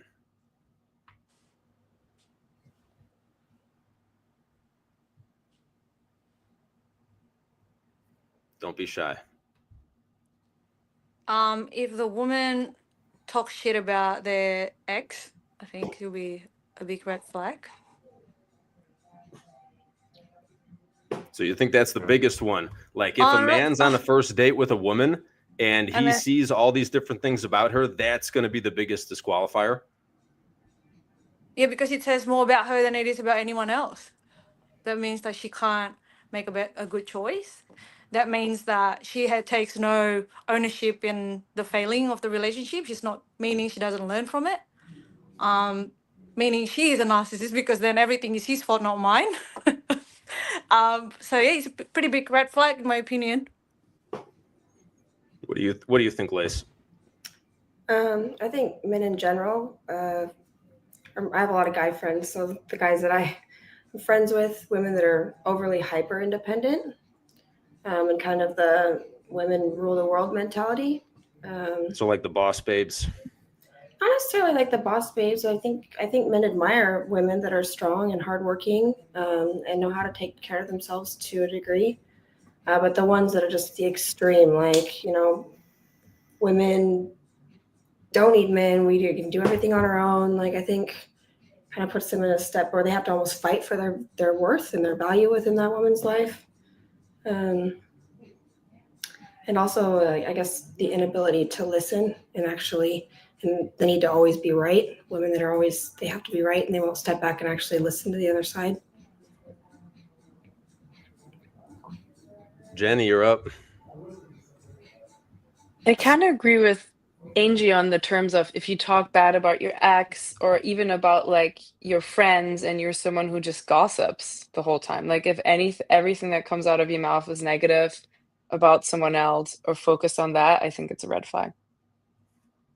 You've talked to a lot of women, right? Do you think that's the most, like, common red flag you've seen? I think it's one of the most common ones. Yeah, it's kind of like it turns you off from someone's energy. It's like, why are you so, why can't you take accountability? Why are you so focused on other people? Why you care? Like it just shows like something that you're deeply unhappy within yourself. Is there anything Usually else it's just that an has jumped out? allergy. I did not hear one word. What did you say? Is there anything else that has jumped out as big red flags in any of the women you've talked to?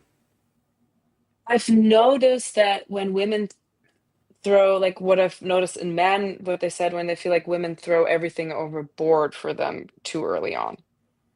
Like they're always available last minute. They always try to make everything like work and so that it fits. They stop seeing their friends, they stop doing hobbies, you know, they make everything about the other person because that often leads to resentment, right? When they're like, "Oh my I God, I disagree did with everything." that. Yeah, yeah, that's just like based from what I've heard from men when they felt like, you know, she's it's not me personally or like but what you The said, men are saying this? what I've seen, yeah, that I've seen men say like, I feel like she doesn't respect herself. Okay, so I thought That what you it's were like going to normal. say is this is like advice that you're giving to women for them to No, no, be in no, better relationships. that's But you're that's saying something the I've men, observed because so you the asked men are what I've seen. saying that when a woman gives up too much stuff too early, they don't like it? I think the number of one is what we just said is like the talking bad and talking bad about your ex and focusing on gossiping. And then the other thing I've heard is that when they feel like it feels like she has no life of her own, right? Everything like it takes the challenge. That's again what this is takes the challenge away from them, right? We don't want a fucking challenge No, with a Oh, relationship. I'm telling you. that's what I thought. My part, like, If a guy sorry, if my a guy boyfriend. wants a challenge, it means he's not challenging himself enough I would outside of the never be with a relationship. man who would be interested in those games and like who, wants that and like the type of man that likes the challenge and that likes to chase, No, that's not your guy. That's not your no, guy. they can't But be. that They don't tends have to, time for that. yeah, exactly. But that No tends to be way. the type that wants to work with someone, right? That wants to hear Yeah. like certain patterns. So that's what I've heard. But yeah, like that's a good point. It's like that's not the type of person. That's emotional immaturity. That's one of the things that you hear from a lot of these guys that you talk to, though. Yes. Yeah. And As how like one are of the reasons why they lost interest or it mm, was a red flag for them. Yeah. where are these guys coming from that you're talking to? Um I mean I did a lot of couples therapy for years. I also had just one-on-one sessions and individual clients and all over the world basically, but mostly the States in the last few years. Yes. Chris, we got So you back? Spence, yeah, I'm back. I don't know what Cool. happened. So Spence, we're gonna ask each other, man. What's your biggest red flag in women? Biggest red flag? Yep, number one Promise. deal breaker. Promiscuity. Easy. Don't even have to And go that's on beyond past, right? that. Oh yeah. Yeah. Not how she acts with you. I'm not talking about how she acts with me. How she acts, I want to be given the best treatment out that she's given to any guy. I don't want there to ever be a man who got a better treatment than me. Because if that's the case, then that means she doesn't actually want me. She wants that other guy more.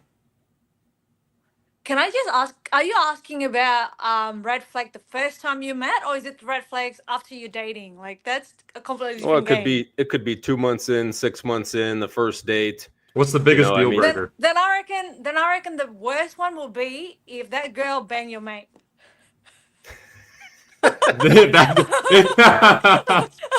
Yeah, that's like extra promiscuity. Yeah. Yeah. So mine is if she's got a bad relationship with her father. If she doesn't respect her father, doesn't respect his opinion about the men that she should date, doesn't respect that the way he conducts himself, as a masculine man, that's my biggest red flag. What do you ladies think about those two? Yeah. We touched a lot on the idea of not having a good relationship with her father, coming from a bad family, something like that, like broken household.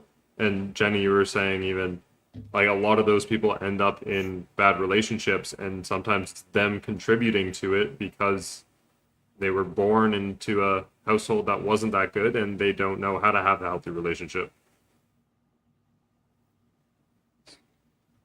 Like, I'm a little torn on that because I find it unfair to, let's say there's a wonderful girl that just had an absent father, right? And she doesn't have a good relationship with him because he was horrible to her or he sexually abused her. Like, how are you gonna be like, "Oh, you don't have a good relationship with him?" Well, so That's a red that's why flag. it's my biggest red flag, is because what I found from my personal experience Mhm. is that those women make the worst matches for me. Like, you know, they're just, they're like undateable to me, because they almost like hate men to some extent. Like, they can't trust a man, they can't follow his leadership, they can't be submissive when I'm taking care of things. They're like on edge all the time. It's just horrible. So Yeah. yeah, like I feel for them, but I can't invite them into my life long term Yeah, because and they and just you're bring chaos to my world. and you I think everyone has their non-negotiables, and that's very fair because you're absolutely right, especially if you're someone who hasn't done, like, the parts of the inner work that it really requires to overcome, like, a bad relationship with your father, it's gonna seep into your relationship, like, 100%. If you don't heal your childhood wounds on your own, your relationship will address them, without a doubt. How do you think that people can go about healing those childhood wounds then? There's so many ways, honestly, but I mean, the classic like going to therapy can be super helpful, obviously, if you have a good therapist. I see so many people that have therapists that are not a good match for them, and then they say it hasn't worked. So I think it's super important to find someone who's good for you and who is a match. I think really like just to start, look at like parts of you where you are reactive in your day to day when you are like disproportionately having feelings about a situation that might have nothing to do with your partner, boyfriend, husband, girlfriend, There you whatever. go. um, I think, and by the way, that's why I use it because it's way too long to count all of the other things. Um, but I think to see like what am I taking into a situation where I'm reacting disproportionately because it's something I've had as a trauma and that I haven't really looked at. Like, what am I making this mean about myself that a person is responding to me? So really like looking at those patterns that you've developed in the past and that you're still doing in this day can be like incredibly helpful to heal in order, as you said, to be with someone and to show up authentically and have like a happy, loving relationship. So when you say therapy, you're talking about you sit down and talk with a professional, right? Yeah. So do you think that talk therapy is good for men and women similarly? Like it's just as good for men as it is for women, or women as it is for men?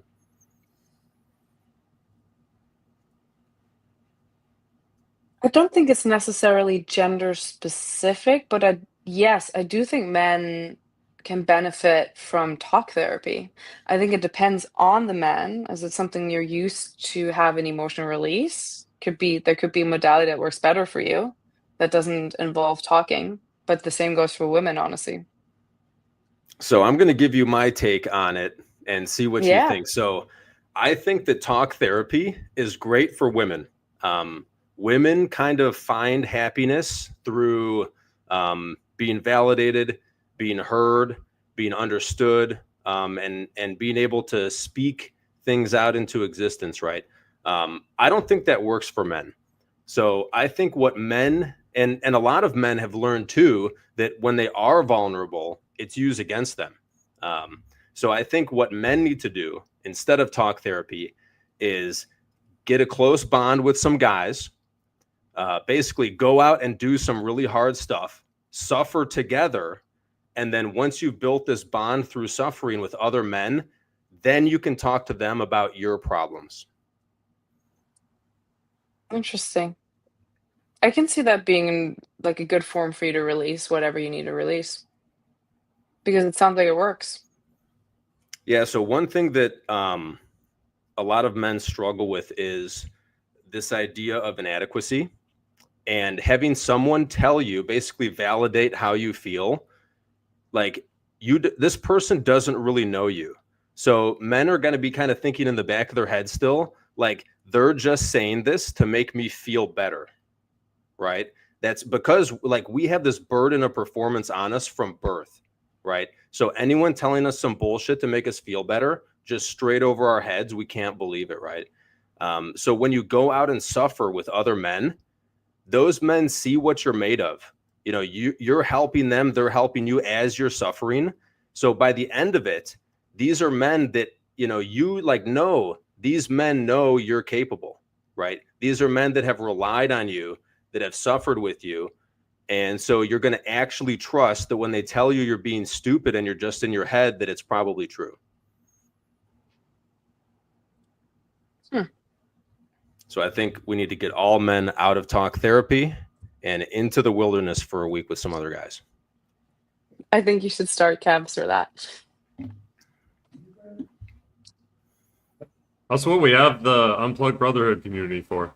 We have a community of guys who come together, do a bunch of meetups where we do hard stuff. We would go portaging in Algonquin Park. We do a Tough Mudder. We have SEALs training.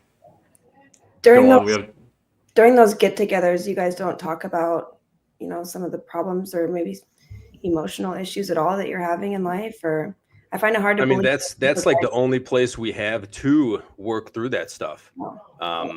You know, a lot of guys fall into this trap of talking to their women. You know, a lot of guys, they're like, I'm going to talk to my partner about this and she's going to, you know, let me cry on her shoulder.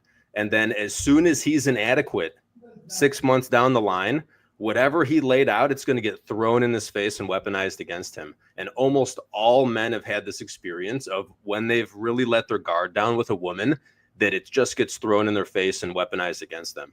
So it's like the only place men can really talk. So men do need talk therapy, but maybe they need the right audience. It's men. Men don't need to be heard. They don't need to be validated. What they need is like brotherhood and like suffering. So the way that men feel good and get happiness is from doing hard things and winning. Mm-hmm. So like the men that you do hard things with and win with, those are the men that you're able to kind of work your problems out with. There's actually the form of therapy for this is actually called behavioral activation therapy, which in simple terms is just do something, do the work, get up and accomplish some task. Now, at any of these meetups that we're doing, it's guys coming together to accomplish a hard task. Get through, exactly. Get through training with some Navy SEALs and they've never done any type of training like that before. It's hard stuff that's going to push them to their limits. And now there's other guys around there too that they can talk to, and they might bring up some of their issues that they're dealing with right at the time. But even then, a lot of the conversations that men have back and forth is, I have this problem, and then the other guy presents him with a solution for it. Mm-hmm. It's never a situation where it's like, this is how it's making me feel, and you're just talking about your feelings, and then they tell you that it's okay, you can feel that way, and that's it. That doesn't get guys anywhere. I do think that's why, women are important in men's lives too, because men do need some of that softness in private moments with the right person where they can be vulnerable, if it makes sense, you know. But obviously you can't have the woman that's going to throw it in their face and make them feel less.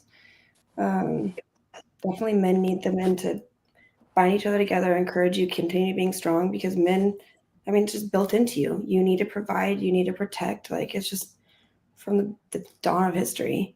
But I do think men, there's a reason why men are with women, and they need that softness. They need that nurturing touch, and sometimes just to feel like it's okay to not be strong all the time. Have you ever dated a man that came to cry to you about something? Yes. How'd you feel? How did I feel? Yeah. proud of him, actually, that he was able to be vulnerable and open up. And in those moments, you know, you can talk to him and say that it's okay that you're feeling that way. I didn't think anything less of him. Honestly, I thought it was very brave to even be able, because most men aren't supposed to cry, right? That's the society we grow up in. I think there's a time and place that everyone needs to be emotional. They need to have that breakdown. I actually admired the fact that he was vulnerable enough to be that way with me. I think you got the ick a little bit. I actually didn't. It depends on what they're crying about. The guys that cry about, and girls too, men, women, doesn't matter. But there are certain situations where emotions are so powerful that it's a natural reaction of our bodies to have that breakdown, you know. And I think it's healthy to be able to be emotional. What if it's like he's having a hard time paying the bills right now because things aren't going well at work, or he's on the edge of getting fired right now? Mm-hmm. I mean, in that instance, I can understand frustration and feeling hopeless, but that's when you really have to be like, okay, how the hell am I going to make this work? What am I going to do next? Like, what do I need to do to avoid and divert this situation? Okay, so if the guy you're dating came to you and he's crying about this and he's like, I just want you to just listen. No, just listen and tell me that it's okay. I mean, it's not okay till it's okay. I mean, I'm going to listen. Absolutely. But that's the kind of point when your back's to the wall and you're in a situation, you have to do something about it. Like, crying is not going to get you out of it. You got to take action and do something about it. It's okay to talk about it, obviously, because honestly, when you're with someone, that's the whole reason that you're with someone, that you can have that conversation. Like, maybe what am I going to do next? Do you have any ideas?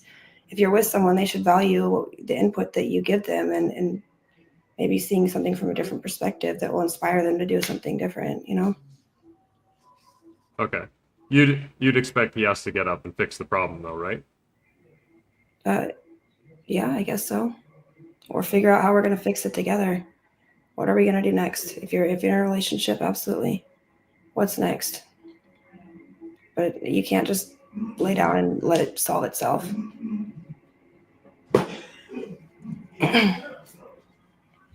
So, Chris, ladies, what do you want to ask us?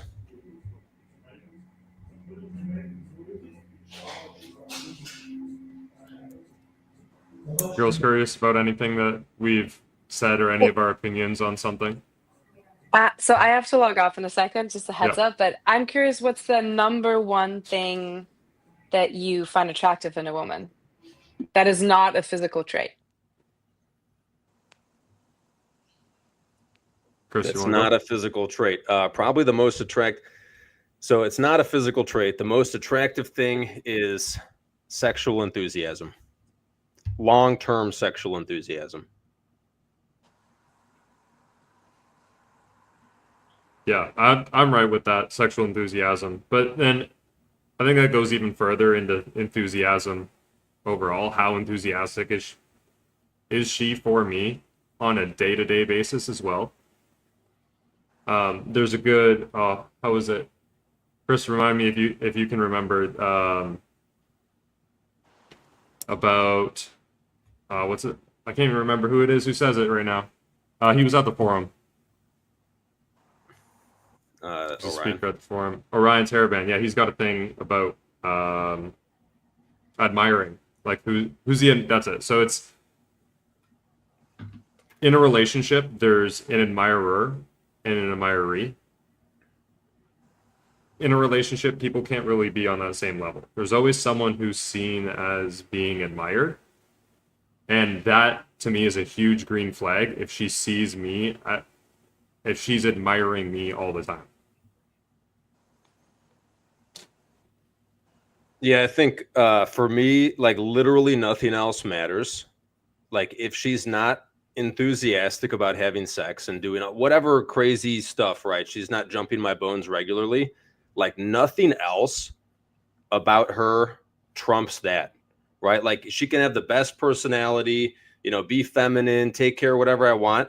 If she's not excited to jump on me when I get home and I haven't seen her in a week, like everything else is fucked.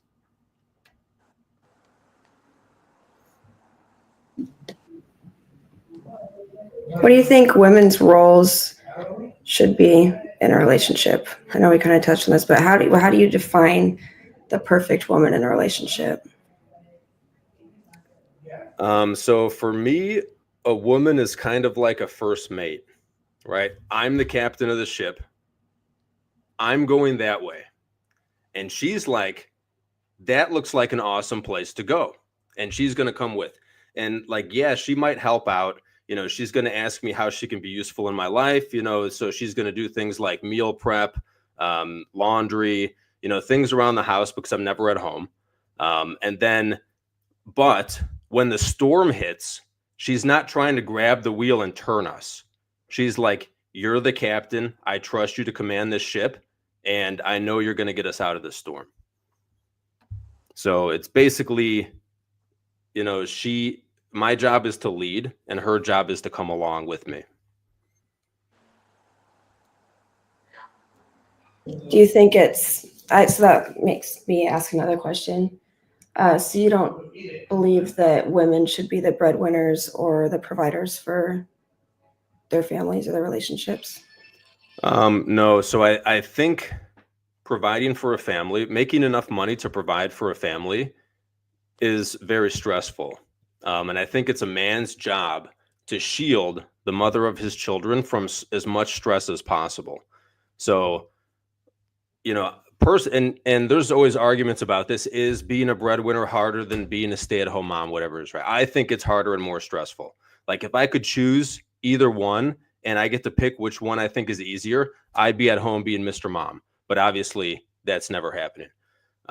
So, I think that's a man's job, is to shield his woman. You need to be the rock that the waves crash against, right?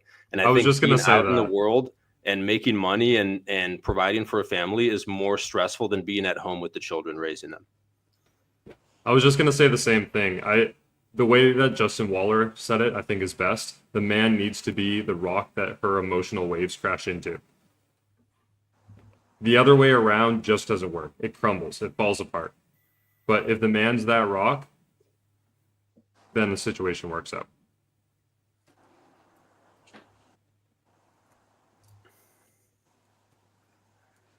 What else you ladies got for us? Angie, do you have a question? I was going to ask you, you were saying that therapy is good for women. Why do you think that? So like I said, I think that men derive satisfaction and happiness from doing hard stuff and winning. I think women derive their satisfaction from feeling like a feeling of belonging, being included, being heard, being validated. And I think talk therapy does those things effectively. But don't you think being validated is also one of the things that is very dangerous for women, like for people in general? I'll give you an example. I broke my arm. I had an accident last year, so I have to actually go to therapy, just a part of the insurance policy. And what I found in the therapy is that they diagnose you with something straight away. Like, for example, oh, how was the accident? Oh, you have PTSD. Oh, you have this. Like, I think that is not healthy to just diagnose somebody and go like straight away, oh, I feel anxious. Oh my God, you have this. You have anxiety disorder. You have this, you have that, you have this, you have that. When you don't have it, it's just a part of life. And I think that is actually really dangerous to go to therapy when you don't really need it. That's my opinion. Yeah, I Unless you have completely like full agree like, that I hey? think a lot of women, I think this happens with couples therapy a lot, where like women, like, a dead bedroom in a marriage, right? And they'll go to couples therapy. And I guess, in couples therapy, they do sessions with just the woman and just the man. And I think a lot of times in those sessions, the women can be convinced that like she's not at fault for things she is, and that the man's at fault for things that could be her fault too. So yeah, I don't think you should just I don't know what's going on where you're at, where you're mandated to go to therapy because you broke your arm. I think that's insanity. It is in But like Australia. if a It's like woman that. like if a woman has BPD, she should be in talk therapy. Like she's got to see a professional to try to figure out how to sort this out and not be a mess. Yeah, I'm with that too. I think a lot of talk therapy probably goes too far, especially a lot of like people are getting diagnosed with stuff too early. Like not everyone has PTSD. Of course, some people do. Because I think more in But therapy, like they validate your feeling instead of catch you on it and just go like, hey, wake up. 100%. It is not what it is. You know what I mean? Like it's just a part of life, whatever. Like you got to have some toughness, even though you're a woman. You can't just be soft and that's it. Like,